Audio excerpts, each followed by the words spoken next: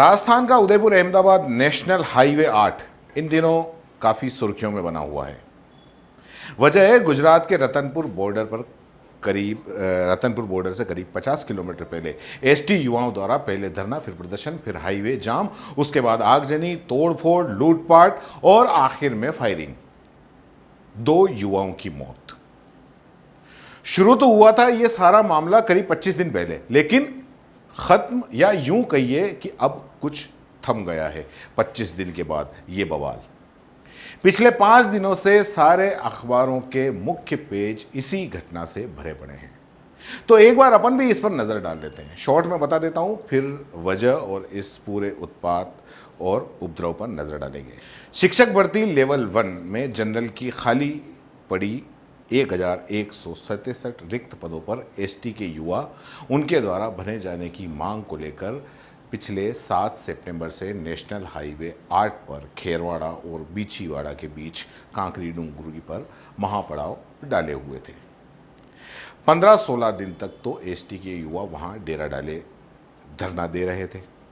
Police ने इस दौरान समझाइश भी की, कोरोना महामारी एक्ट भी समझाए और फिर 2 केस दर्ज किए, जिसके बाद 24 सितंबर को ये युवा उग्र होकर हाईवे पर आ गए और पहले प्रदर्शन शुरू किया और फिर रास्ता जाम कर दिया।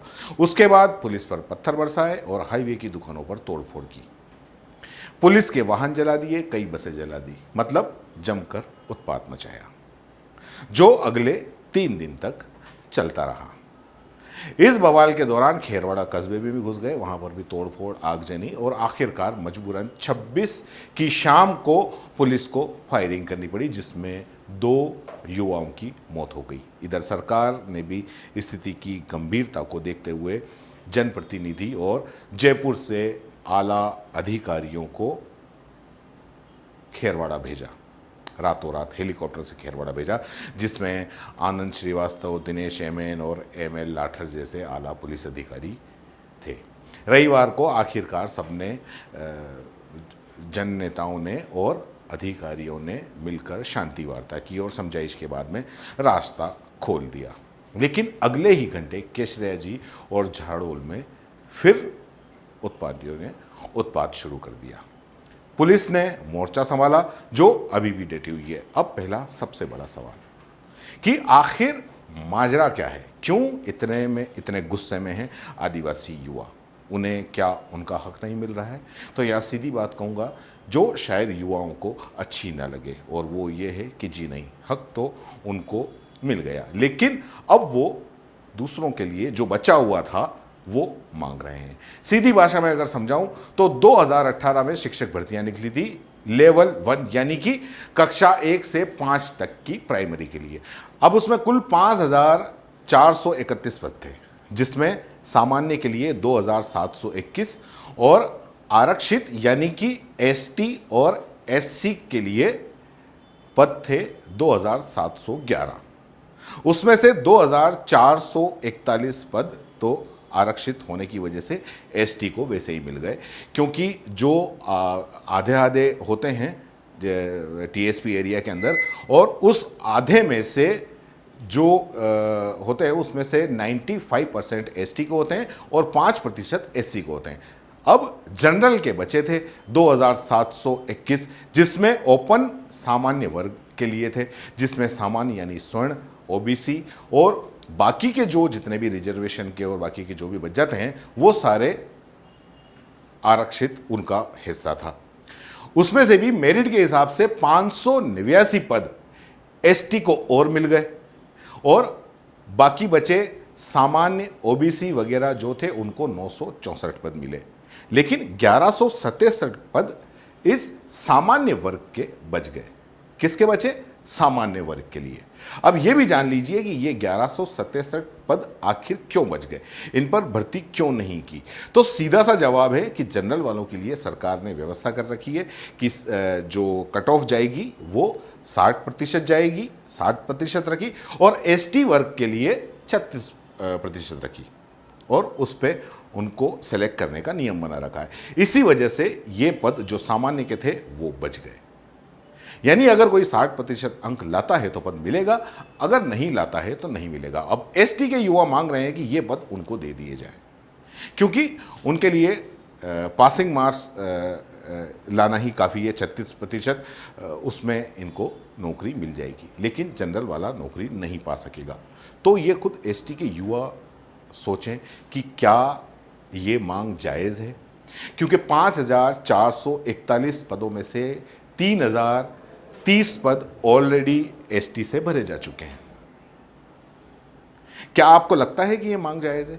खुद हाईकोर्ट ने इस मामले में निर्देश दे चुका है कि 1167 पद एसटी को नहीं दिए जा सकते, ये जनरल के पद हैं।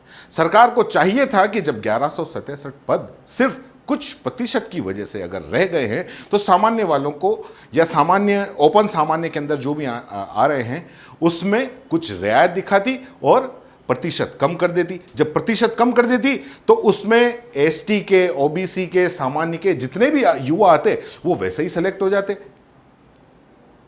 ये 1167 का खेल ही खत्म हो जाता।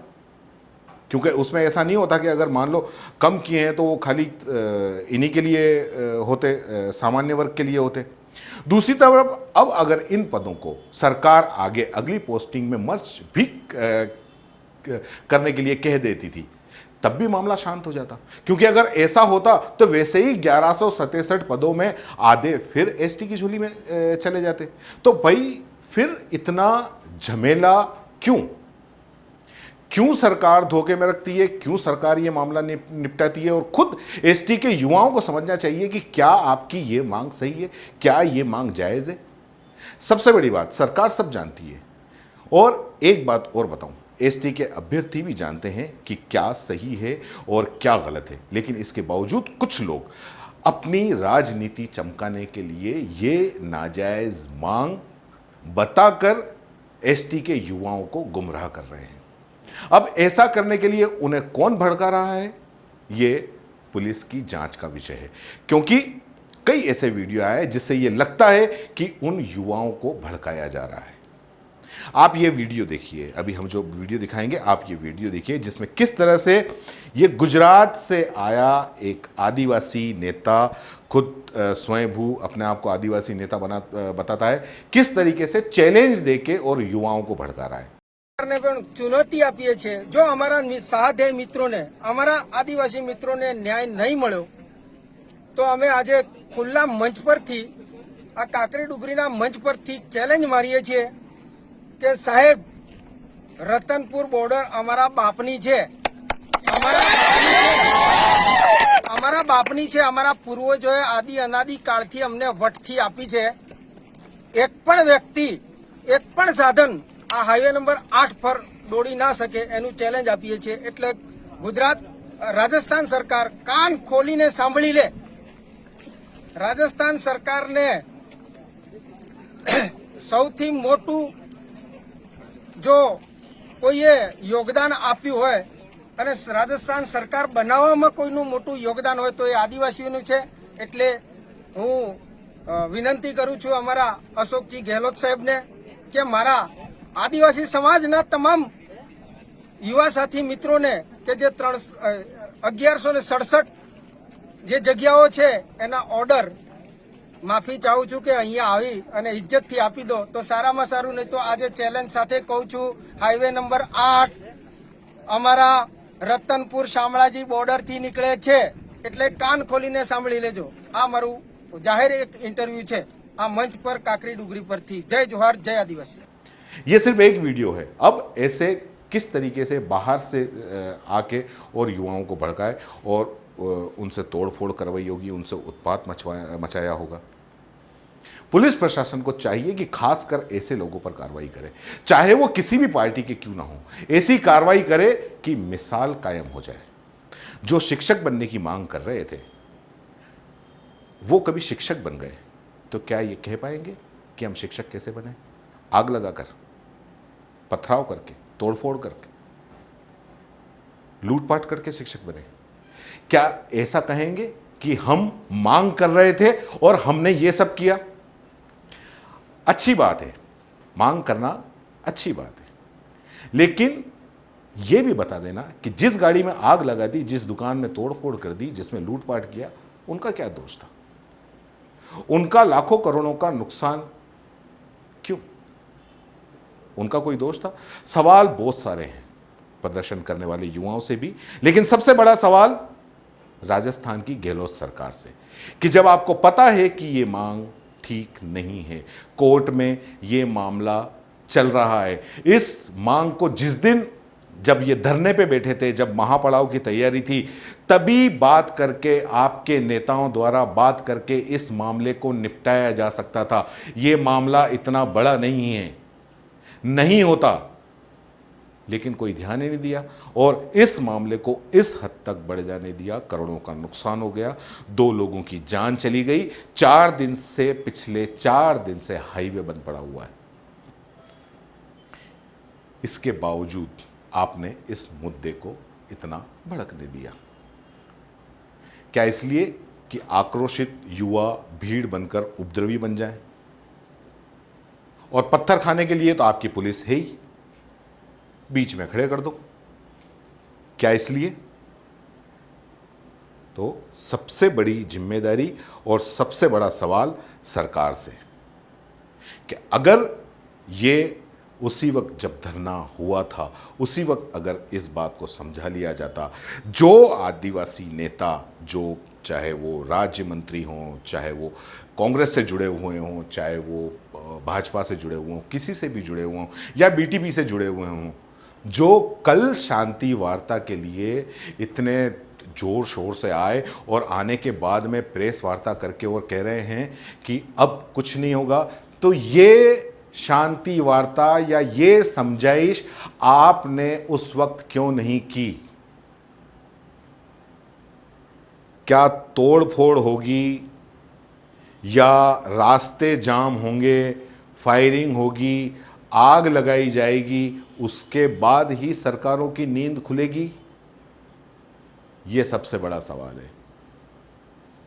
जय हिंद, जय भारत। अगर आप YouTube पर देख रहे हैं तो CBC न्यूज वायर का चैनल सब्सक्राइब करिए, पास में दिख रहे बेल आइकन को भी दबाइए, ताकि जब भी हम आपके लिए कोई खबर, कोई जानकारी लेकर आएं तो सबसे पहले आपके पास नोटिफिकेशन पहुंचे। अगर आप Facebook पर देख रहे हैं तो CBC वायर का पेज लाइक करिए। अगर आप Instagram पर देख रहे हैं तो आप हमें फॉलो कर सकते हैं।